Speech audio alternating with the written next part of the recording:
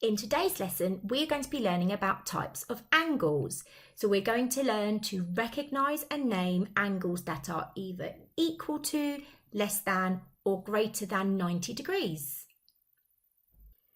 You may have already watched our lesson on the part 1 lesson on 2D shapes, where we started to learn how to name shapes based on how many sides they have. Now, angles are also a very important part of naming and identifying different shapes. Let's take a look at, for example, these two shapes. Now, these two shapes are actually both rectangles, even though the one on the left we would call a square. Now, the reason these are both rectangles is that they both have 4 right angles. However, a square is a very unique rectangle because it also has all of its sides the same length. So when we start to become better at naming and identifying 2D shapes, we not only look at how many sides, but we also look at the types of angles. So let's have a look at our types of angles. First of all, we have a right angle. Now, a right angle is 90 degrees, and we sometimes hear the word perpendicular used to also describe lines meeting at a right angle. Now, a right angle I always like to imagine as an L. So you can see my 2 lines here in the middle, they look like an L. However, my L shape could also be rotated. So even like that, we might not recognise it being an L, but it does still have a right angle. Now, where 2 lines meet at a right angle or an L, you should be able to fit a square. So if you can visualise a square fitting into the corner where 2 lines meet, it is a right angle. And actually often on a shape, you may actually see a square drawn in, although it probably won't be coloured as mine is. But you may see a little box. If you see a little box in the corner where 2 angles meet, that's actually telling you that that is a right angle. So it may not be labelled with a 90, but the box itself is an indicator. It's telling you that's a right angle. Now, you may have seen one of these at school. This is a set square, and a set square is really useful for finding right angles because you can see it has a lovely corner there. Now, if I put my shape over the set square, you can see it fits nicely into the corner. So a set square is a great way of finding a right angle. And if I look at my protractor, which you may or may not have had a chance to use in school yet, I can see that if I pop my corner down into the corner of my protractor, so I'm just going to use this to indicate the corner. So I'm working on this corner. So what I would do is I'm going to follow the base of my line across until I get to a 0. Now, when you have a protractor, you have 2 lines. You have an inner and an outer scale.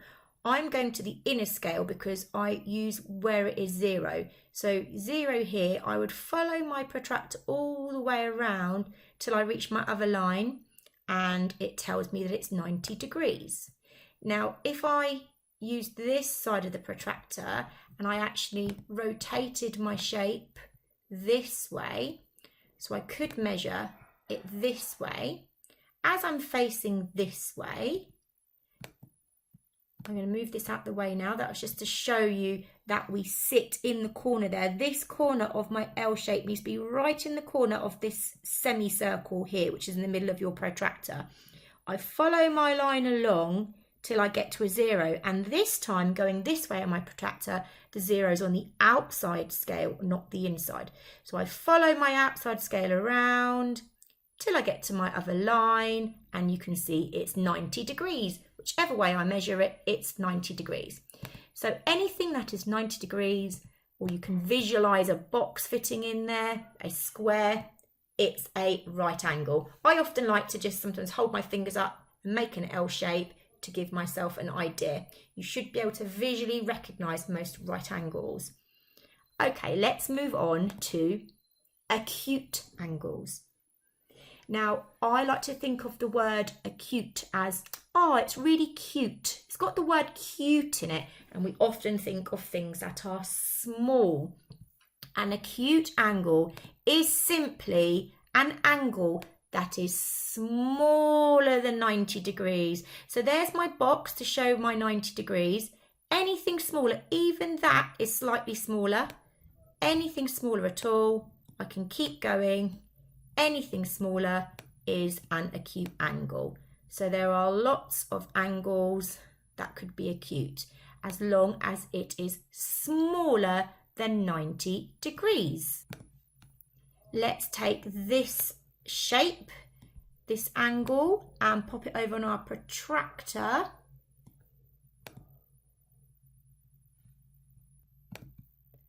Now I need to make sure that I have a line. So here, for example, I've popped it into the corner of my protractor. Can you see down here? It's in the corner of my protractor, but this blue line is not running along the base. So it's really important that the bottom line runs along the base. So I'm going to keep adjusting. There we go, till I've got it not only in the corner of my protractor, but also with the bottom line running along the base. Now here I follow the bottom line till I get to 0. So I'm working with the inner scale, not the outer scale. I follow round till I get to my blue line, and I am on 80 degrees. We're actually probably about 79 there, but it is smaller than my 90 degrees. Remember, anything smaller is an acute angle.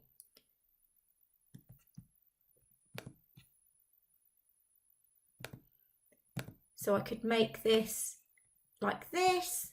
That is also an acute angle. So anything smaller than your 90 degrees is an acute angle. Try to visualize whether if you put a box in the corner, whether the box would be overlapped as this is. So let's have a look at angles that are larger than a 90 degrees angle then. These are called our obtuse angles. Now, interestingly, if I just quickly go back to the acute angle, with my acute angle, I could still use a set square for the acute angle. If I popped it into the corner, it would still cover my set square. Okay, anything up to 90 degrees. If I start getting larger than my set square, I'm not working with an acute angle anymore. I'm working with an obtuse angle. So here, anything larger, it could be that, it could be that, it could be that, that, anything all the way up until I get to a straight line. Okay, so it needs to fit on my protractor. So if you imagine the protractor and we take our obtuse angle, I know it's an obtuse because a square will fit in the corner and it will be larger than the square. It's moved away from one side of the square. If I pop this on my protractor in the corner, in the middle, but also running along the baseline, I follow my baseline along, I get to 0, I follow it round. I've had to go past 90 to this point here. This is actually 100. It's not 80, that's the top scale, it's 100 degrees. Anything, any angle where it goes past the 90 degrees is an obtuse angle. And I just go up to 180 degrees, which is a straight line. I could also do it this side. Anything between 180, all of this is an obtuse angle. But once I hit 90, I'm now working with a right angle. And if I keep going, this is now an acute angle. Okay, so acute, it's smaller than 90. A right angle is 90 degrees. An obtuse angle is larger than 90, but no bigger than a straight line. It's not bigger than 180 degrees. We have another term for any of those angles that are bigger than 180 degrees. And these are called our reflex angles. So if we imagined that we got to our 180. So we've still got our obtuse angle here. Let me move that down slightly. As soon as the angle got bigger and carried on, it became a reflex angle. So anything that was bigger and carried on became a reflex angle. So for example, this, if I move my protractor out of the way, I could see, if I was to draw in my angle, here's my angle here, that is obtuse.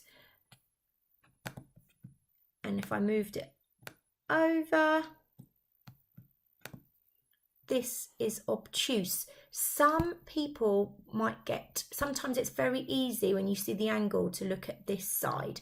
Okay, so usually if you're asked to measure an angle, it is pointed out which part of it it is. But you can clearly see with the orange part, if I was to take my protractor, the orange part clearly goes past the 180 and carries on. It's starting to make a circle. If it goes past that semicircle shape, it's a reflex angle. So your square is a good way to see if it's smaller or bigger than a right angle. So there's my right angle. If it's smaller, it's acute. If it's larger, it's obtuse, all the way up to 180. And if it's bigger than that straight line or creating the semicircle here, if it's larger, it is a reflex angle. So learn those 4 terms: right angle, acute angle, obtuse angle and reflex angle. Learn what they mean and learn how to spot them if you were to look at a shape. And this will really help you to identify more things about 2D shapes. We've got another 2D shape lesson coming up tomorrow where we're going to be looking at more properties and learning more vocabulary to help you. I hope you've enjoyed today's lesson. In Year 6, you will need to build upon this angle knowledge. So you're going to need to extend your knowledge to finding missing angles in triangles, in common 2D shapes, across a line, around a point, and you'll also need to know some angle facts about angles that meet each other across a pair of parallel lines. So there are more angle facts in Year 6, and you can find those on our app, which is downloadable from the app stores for Apple and for Google Play. The app is currently free to download. This may change in the future. You get access to 6 lessons, but to unlock all of the areas, and in particular this angle lesson, it's $4.99, which buys you a month access to all of the learning materials which cover all of the national curriculum for Year 6 maths. If you've enjoyed this lesson video, then please have a look at our website where you can sign up for access to loads more free resources to support maths learning in Key Stage 2. So that's Years 3 to 6. I started doing these lesson videos in response to the school closure. We already have a Year 6 app on the market, but the Years 3 to 4 and 5 are all being designed especially to help you with your homeschooling. So if you want to keep up to date with more resources as I make them, then check out the website and you'll be able to sign up at www.pocketprivatetutor.co.uk. We're also on Facebook and Instagram, where I'm posting loads of different puzzles and tips and tricks that you can have a go at with your family at home. Hope you've enjoyed the lesson.